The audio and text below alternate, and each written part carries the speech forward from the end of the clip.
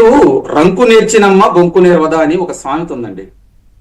గత ప్రభుత్వంలో మద్యం ఎవరమ్మారండి? ఆనాటి ప్రభుత్వం అమ్మింది. ఆనాటి ప్రభుత్వం ముందరున్నటువంటి ప్రభుత్వం యొక్క మార్గదర్శకాలను ఆ పాలసీలను మొత్తం మార్చేసింది. వారే చెప్పారు చాలా సందర్భాల్లో. జగన్మోహన్ రెడ్డి గారు బయటకు వచ్చి నేను మద్యం పాలసీ మార్చేశాను, గవర్నమెంటే మద్యం అమ్ముతుందన్నారు. ఈ గవర్నమెంటే మద్యం అమ్ముతుందని చెప్పి ఆ టెండర్ల దగ్గర నుంచి అమ్మేదాకా చాలా ఇష్యూలు జరిగినాయి.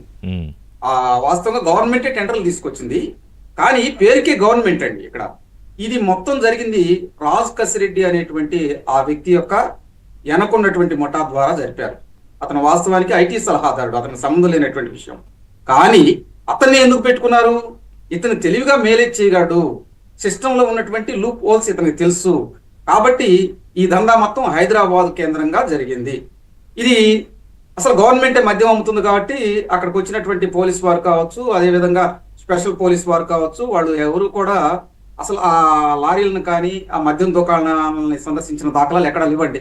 వాళ్ళు ఇష్టం వచ్చినట్టు ఇష్టం వచ్చిన విధంగా 1,00,000 కోట్ల రూపాయలు, దాదాపు 1,00,000 కోట్లు. మరి అంతా మొత్తం స్కామ్, ఈ కుంభకోణం విలువ అంత ఉంటుందనా?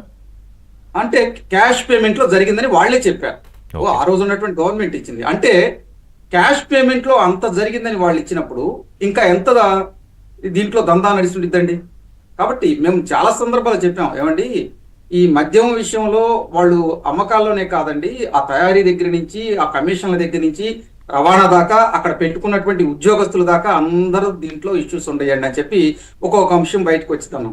ఏపీసీఐడి వాళ్ళు కూడా అప్పుడు డిజిటల్ ఫుట్ ప్రింట్స్ తీసుకున్నారు, ఈకేవైసీలు తీసుకున్నారు, బ్యాంకులకు వెళ్ళారు, బ్యాంక్ ట్రాన్సాక్షన్ అన్ని చూశారు. అప్పుడు జగన్మోహన్ రెడ్డి గారు బయటకు వచ్చి ప్రెస్ మీట్ పెట్టారండి. మీరు ఏం చేసినా కూడా ఏమీ లేదు, ఇక్కడ ఏం జరగలేదు, మేమేం చేయలేదని చెప్పి వాళ్ళందరూ మాట్లాడారు. కానీ ఈ రోజు ఏమైందంటే మనం కూడా చాలా డిబేట్లు అనుకున్నాం, ఏమండి ఈ కేసు ఈడీకి బదలాయించారు కాబట్టి ఇది కష్టమేమో అని చాలా సందర్భాల్లో చాలా మంది విశ్లేషకులు కూడా అన్నారు. కానీ 430 కోట్ల రూపాయలు జప్తు చేయటం, దాదాపు ఎక్కడెక్కడ ట్రాన్సాక్షన్ జరిగింది ఏంది, నిన్న 11వ తారీఖు ఏదైతే కారుమూరి సునీల్ కుమార్ అని ఆయన్ని అరెస్ట్ చేయటం కావచ్చు, దాని తర్వాత రాజ్ కసిరెడ్డిని మళ్ళా తీసుకురావటం కావచ్చు, ఇక్కడ వాసుదేవ్ రెడ్డి గారిని మళ్ళా తీసుకొచ్చి ఆ చంచలు కూడా జైల్లో వేయటం కావచ్చు, ఇవన్నీ చూస్తూ ఉంటే ఏంటంటే ఏపీసీఐడి వాళ్ళు ఇచ్చినటువంటి కీలకమైన ఆధారాలను బేస్ చేసుకుని ఈడీ దర్యాప్తు భాగంగా చాలా మటుకి స్పష్టమైనటువంటి ఎక్కడెక్కడ ట్రాన్సాక్షన్ జరిగిన ఏంటి ఆర్థిక లావాదేవీలు మొత్తం వాళ్ళ దగ్గర ఉండేది. నేను గతం డిబేట్ లో కూడా చెప్పాను, ఏమండి ఈడీ వాళ్ళు దుబాయ్ కూడా వెళ్ళారండి, అక్కడ ట్రాన్సాక్షన్స్ ఇక్కడ ఇండియాలో ఉండే అకౌంట్స్ ని టాలీ చేస్తున్నారు అన్నప్పుడు కూడా చూద్దామండి, వేచి చూద్దాం ఏం జరిగిందో. ఈడీ కేసులన్నీ కూడా చాలా మటుకి మరి విచారణ దశలో వెళ్ళిపోతున్నాయి అని చెప్పి వ్యక్తం చేసిన సందర్భం మనం చూసాం. కానీ ఇప్పుడు చాలా డిఫరెంట్. ఈ కేసులో ఏంటంటే కీలకమైనటువంటి ఆధారాలు ఉన్నాయి, అదేవిధంగా ఎక్కడి నుంచి ఎక్కడ ట్రాన్సాక్షన్ జరిగినటువంటి ఆధారాలు ఉన్నాయి. ఇక్కడ ఇంకో విషయం అండి, అసలు ఆ రోజున్నటువంటి మినిస్టర్ నారాయణ స్వామికి ఏం తెలియదు. ఆయన చాలా సందర్భాల్లో అన్నాడు, అయ్యా దండం పెట్టి నాకే పాపం తెలియదే, ఆ మొత్తం వాళ్ళే చేసుకున్నారా అని అన్నాడు. అంటే ఇక్కడ తన సామాజిక వర్గం వాళ్ళు తనకు అనుకూలంగా ఉన్నటువంటి వ్యక్తులను బట్టి దందా నెట్టారు. దాదాపు నేను అనేది ఏంటంటే దీంట్లో కీలకమైనటువంటి విషయం ఉంటుందండి. వీళ్ళు ప్రతిసారి కూడా ఈడీ ఎంక్వైరీ చేసేటప్పుడు దర్యాప్తులో భాగంగా వాళ్ళకి కీలకమైనటువంటి డాక్యుమెంట్లు దొరికినాయి. ఇప్పుడు మీరు ఇంట్రోలో అన్నట్టు జగన్మోహన్ రెడ్డి అనేటువంటి వ్యక్తి కేంద్రంలో ఉన్నటువంటి బీజేపీ పెద్దలు అమిత్ షా గారి మీద ఏమైనా మాట్లాడగలరా? లేదు మోదీ గారి మీద ఏమైనా మాట్లాడగలరా? లేదు నిర్మలా సీతారామన్ గారి మీద ఏమైనా మాట్లాడగలరా? లేదు ఈడీ మీద ఏమైనా మాట్లాడగలరా? మాట్లాడు, ఇప్పుడు కామ్గా ఉంటాడు.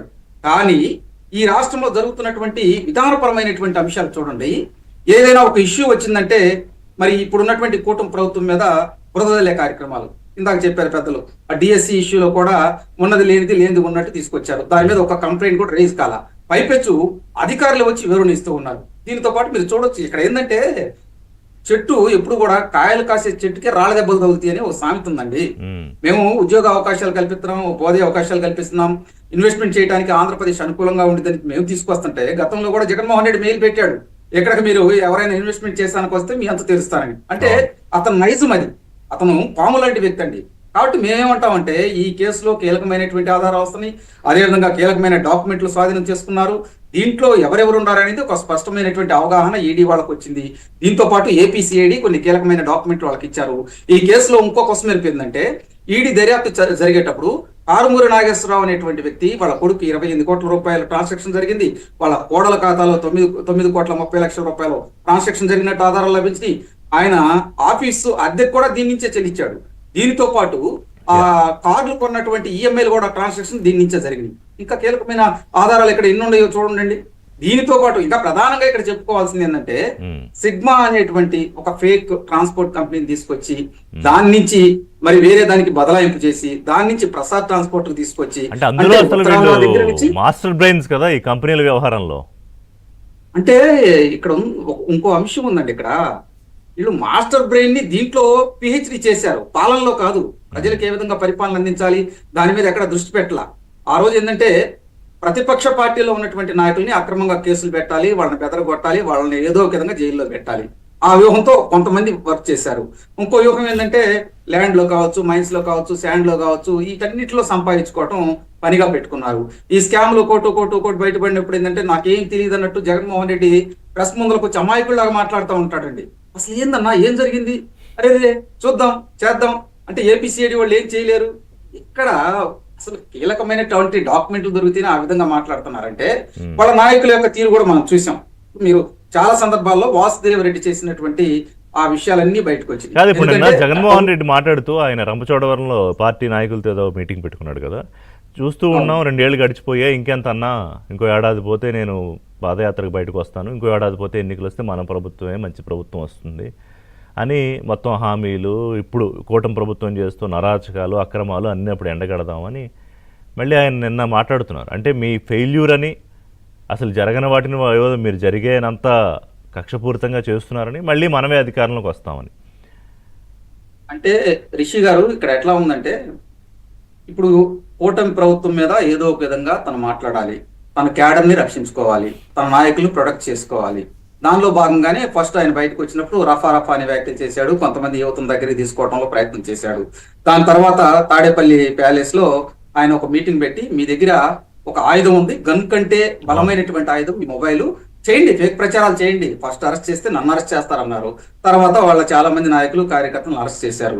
తర్వాత ఆయన దగ్గర పనిచేసిన వాళ్ళ దగ్గర ఎవరైతే ఉన్నారో ఆ రోజు ఆ ఏఎన్ఆర్ కావచ్చు, వాళ్ళ దగ్గర నుంచి కీలకమైనటువంటి వాళ్ళ దందాలు కావచ్చు, మరి తిరుపతి లడ్డు విషయంలో కావచ్చు, దాదాపు ఆంధ్రప్రదేశ్ లో జరిగినటువంటి ఆ విషయాలన్నీ బయటకు వస్తూ ఉన్నాయి. వాళ్ళ గవర్నమెంట్ లో ఉన్నప్పుడు ఏ దందాలు చేశారు, ఎక్కడి నుంచి అక్రమంగా సంపాదించారు, ఒక్కొక్కటి ఎవిడెన్స్లు బయటపడతా ఉన్నాయి. ఇప్పుడు జగన్మోహన్ రెడ్డి వ్యూహం ఏంటి, ఇప్పుడు రెచ్చగొట్టాలి, ప్రాంతాల మధ్య చిచ్చు పెట్టాలి, కులాల మధ్య చిచ్చు పెట్టాలి. ఎక్కడైనా కానీ ఒక శవం వస్తే ఆ శవం దగ్గరికి డేగలాగా వెళ్ళి వాళ్తాడు, రాబందులాగా అక్కడ కూర్చొని మాట్లాడటం, ఇవన్నీ చూసాం. మొన్న మీరు విశాఖపట్నంలో కావచ్చు, అదేవిధంగా నిన్న విజయవాడలో జరిగినటువంటి అంశాలు కావచ్చు, ఈ అన్ని అంశాలు చూస్తూ ఉంటే ఏంటంటే జగన్మోహన్ రెడ్డి అనేటువంటి వ్యక్తి ఆయన ఎప్పుడు కూడా ఒక మనుషుల మధ్య విద్వేషాలు రగల్చి ఆయన రాజకీయం చేసుకోవాలని చూస్తారు. ఇది ఎంతో కాలం నడవదండి. ప్రజలు కూడా చాలా అడ్వాన్స్డ్ గా ఉండాలి. రైట్, బ్రేక్ తీసుకుంటా సాహిబ్ గారు.